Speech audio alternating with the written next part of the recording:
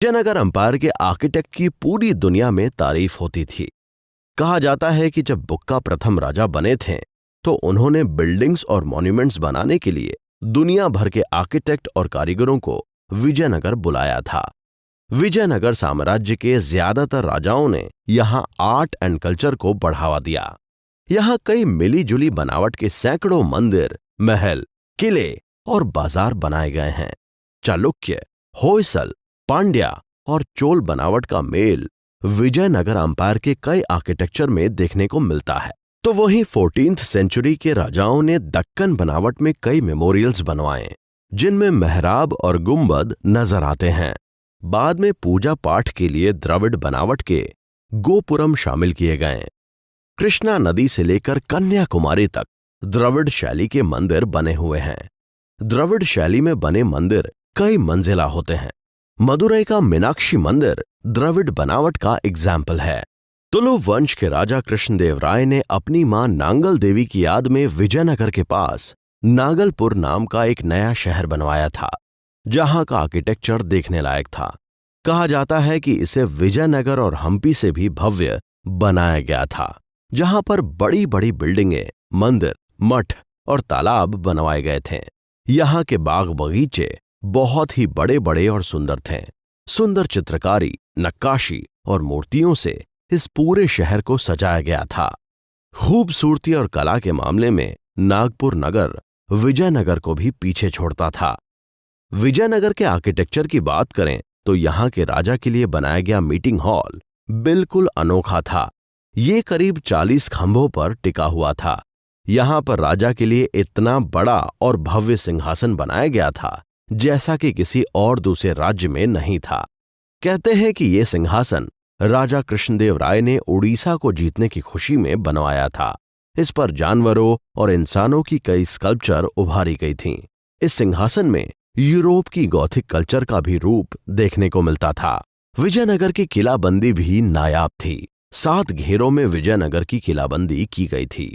ऊंची ऊंची दीवारों से विजयनगर को पूरी तरह से घेरा गया था। दीवारों की चुनाई के लिए मिट्टी का इस्तेमाल नहीं किया गया था, बल्कि पत्थरों को एक दूसरे में फंसाकर ऊंची ऊंची दीवारें बनाई जाती थी। साथ ही यहां खेतों को भी ऊंची ऊंची दीवारों के बीच सुरक्षा दी जाती थी, क्योंकि उनका मानना था कि दुश्मन जब भी हमला करते हैं तो सबसे पहले खानों की जगहों को खत्म करते हैं। विजयनगर में महलों और किलों को ज्यादातर पहाड़ी के ऊपर बनाया जाता था। बड़े बड़े पत्थरों से इन्हें बनाया जाता था। इन्हें सजाने के लिए हीरे, मोती, मूंगा और माणिक जैसे रत्नों का इस्तेमाल किया जाता था। हम्पी में मिले महलों के अवशेषों से यह साफ है कि उस समय कितने विशाल महल बनाए जाते थे। रानियों के रहने के लिए बड़े बड़े कमरे बनवाए गए थे। रानियों के नहाने के लिए बनाए गए स्नानागार में मेहराबदार गलियां और खूबसूरत सुंदर खिड़कियां होती थीं। इनकी छतों पर नक्काशी की जाती थी। कमल के फव्वारों से पूरे इलाकों को सजाया जाता था। महलों का डिजाइन कुछ ऐसा होता था कि उनमें धूप और हवा पूरी तरह से आती थी, जो कि नायाब इंजीनियरिंग थी। विजयनगर में बनाए गए लोटस महल और हाथियों के लिए बनाई गई हस्तीशाला बिल्कुल अनोखी थी। यहाँ एक ऊंचा टावर भी बनाया गया था, जहां से पूरे विजयनगर की निगरानी की जाती थी और दुश्मनों पर नजर रखी जाती थी। राजा कृष्णदेव राय के समय में चित्रकला और आर्किटेक्चर पर बहुत काम हुआ। राजा कृष्णदेव राय ने 1000 खंभों वाले हजारा मंदिर का निर्माण करवाया। यहाँ बड़ी बड़ी चट्टानों को काटकर ये खंभे बनाए गए थे।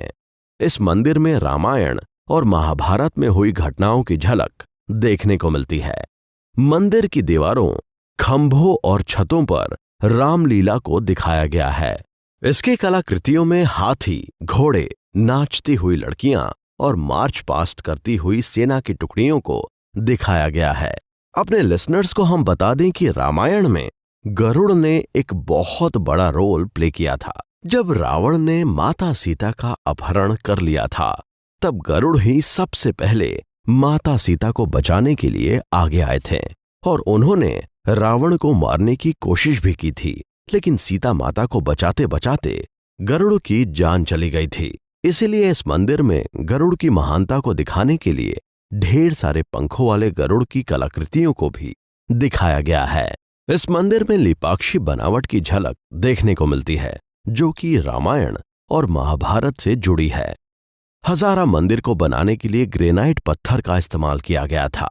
मंदिर के बीच में ग्रेनाइट से 4 बड़े बड़े खंभे बने हैं।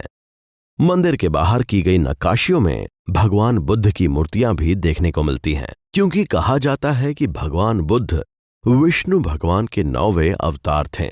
आज हम्पी में इस मंदिर के अवशेष बचे हैं, जो इस साम्राज्य के गौरवशाली इतिहास का सबूत हैं। वहीं हम्पी में मौजूद विट्ठल स्वामी मंदिर विजयनगर अंपायर का एक आर्टिस्टिक नमूना है।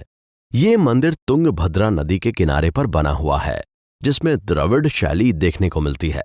इन मंदिर में बनाई गई भगवान की मूर्तियां सिर्फ एक ही पत्थर को तराश कर बनाई गई हैं। देवी लक्ष्मी, नरसिंह भगवान और गणेश जी की मूर्तियों को एक ही पत्थर से तराशा गया है।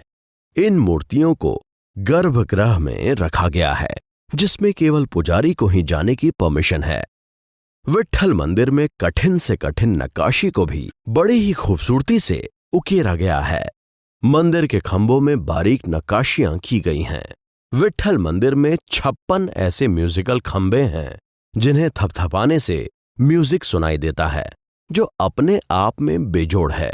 जब अंग्रेज भारत आए तो उन्हें यकीन नहीं हुआ कि आखिर खंभों से ऐसी आवाजें कैसी आ सकती हैं। तब उन्होंने पता लगाने के लिए कुछ खंभे गिरा दिए थे, लेकिन उनमें से उन्हें कुछ नहीं मिला, जिससे आप समझ सकते हैं कि विजयनगर अंपायर इंजीनियरिंग और टेक्नोलॉजी के मामले में भी आगे था। विट्ठल मंदिर के परिसर में पत्थर से बना भारी भरकम एक सुंदर रथ है। ये रथ प्राचीन वास्तुकला के लिहाज से बहुत इंपॉर्टेंट है। बारीक फूलों की डिजाइन इस रथ के पहियों से बनाई गई है। भारी होने के बावजूद इस रथ को कहीं भी ले जाया जा सकता है। विजयनगर अंपायर के कई और भी सुंदर मंदिर वेलोर, कुंभकोणम, ताड़पत्री और श्रीरंगन में भी हैं। वेलोर के मंदिर कल्याण मंडपम के लिए फेमस हैं। इन मंदिरों की दीवारों और खंभों पर चित्रकला की गई है, जिसमें राक्षस और वामन इंसानों के साथ साथ कई आकृतियां भी बनी हुई हैं। इस मंदिर का गोपुरम बहुत ही बड़ा है, तो वहीं ताड़पत्री के मंदिर का गोपुरम बहुत ही सुंदर आर्किटेक्चर का नमूना है। श्रीरंगम के मंदिरों में द्रविड़ शैली देखने को मिलती है। मदुरै में बना मीनाक्षी मंदिर भी प्राचीन स्थापत्य कला का एक ऐसा बेजोड़ नमूना है, जिसे आज बनाया जाना बहुत मुश्किल है। ज्यादातर मंदिरों के बाहर हाथी की बड़ी बड़ी मूर्तियां बनाई जाती हैं, जिन्हें द्वारपाल माना जाता था। कई मंदिरों की दीवारों पर ऐसी ऐतिहासिक जीत को चित्रकारी की शैली में दिखाया गया है। मध्यकाल में मूर्तिकला विजयनगर अंपायर में चरम पर थी। मंदिरों के गर्भगृहों में रखी गई मूर्तियां ऐसी लगने लगती हैं जैसे वो अभी बोलने लगेंगी। ये मूर्तियां क्लासिक प्रिंसिपल्स पर बनाई जाती थीं। इसके अलावा मंदिर की अंदरूनी और बाहरी दोनों ही दीवारों पर अनगिनत मूर्तियां बनाई गई हैं। पत्थर के बड़े बड़े खंभों पर मूर्तियां उकेरी गई हैं। इसके अलावा विजयनगर में धातु की मूर्तियां बनाने का भी विकास हो चुका था। आप इसी से अंदाजा लगा सकते हैं कि विजयनगर अंपायर में कला का विकास किस लेवल तक हो चुका था। विजयनगर में हर वंश के राजाओं ने कंस्ट्रक्शन और रेनोवेशन का काम किया। इस नगर में 500 से ज्यादा मंदिर थे, जो कि पुरानी इंजीनियरिंग के हिसाब से बेहतरीन नमूने हैं। लेकिन आज हम्पी में जहां भी नजर घुमाई जाए तो हर जगह बड़े बड़े महलों और मंदिरों के सिर्फ अवशेष नजर आते हैं। ये अवशेष खुद में भारतीय इतिहास के सुनहरे दौर की यादें समेटे हुए हैं।